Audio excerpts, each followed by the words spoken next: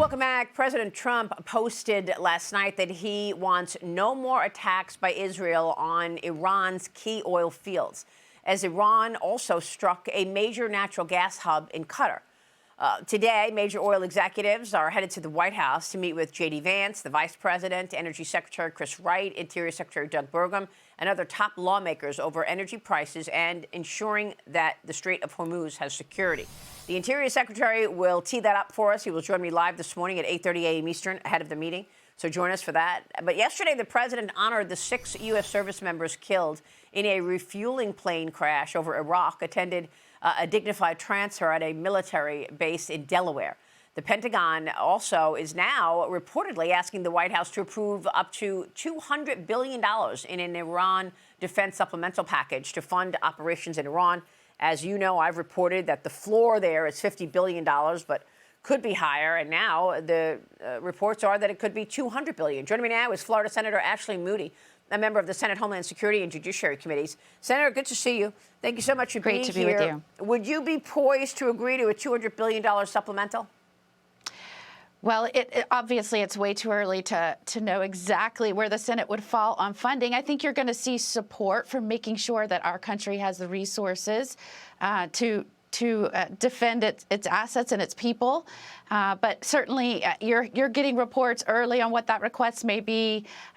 It's important to remember that over the summer we gave a lot of money that was requested in addition to what had previously been expected to be given over to the Department of War to support its efforts.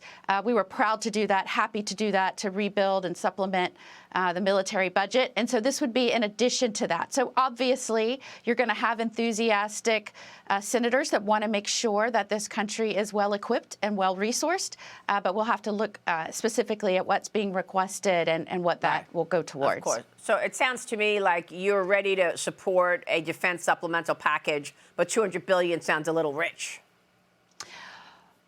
You don't know until you hear from them in terms of where that money will go. And I think rightfully we're stewards of taxpayers, right? We need to make sure that we're spending their money wisely and appropriately. But look, this is an effort. You saw a vote last night again that showed support by the Senate for the president and what he's trying to do to protect our people, its assets in this country. And we want to make sure that we are successful and we're setting them up for that. Yeah. Understood. Let me get your take on Markwayne Mullin, the Senate committee markup vote expected today for the senator and his nomination to lead the Department of Homeland Security. It is expected to advance out of committee, of course, despite a fiery hearing yesterday.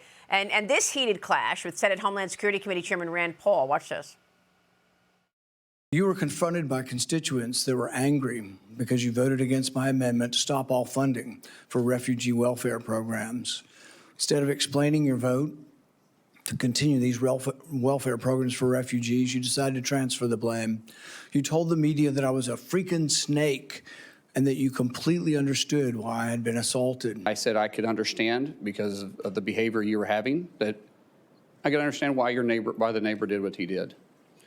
As far as my terms as a snake in the grass, sir, I work around this room to try to fix problems. I've worked with many people in this room. Seems like you fight Republicans more than you work with us. But if I do have something to say, everybody in this room knows I'll come straight to you. I'll say it publicly and I'll say it privately, but I'll never say it behind your back. So for you to say, am I a liar, sir? That's not accurate. I can have different opinions with everybody in this room, but as Secretary of Homeland, I'll be protecting everybody, including Kentucky, as much as I will my own backyard in Oklahoma. Wow. The Oklahoma senator fielding some personal attacks there. Senator, your thoughts? What was it like in the room?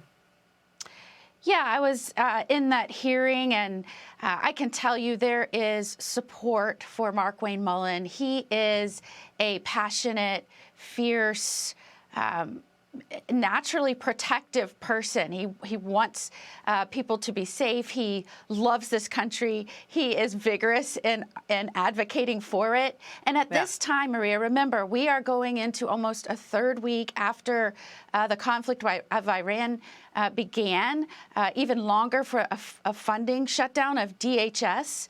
We have to get somebody in there that will tirelessly work to make sure this country, its people are protected. That is the whole mission of Absolutely. DHS. And I, for one, want someone in that role with that personality that will be tenacious at protecting our families, American families, as he is about protecting his own.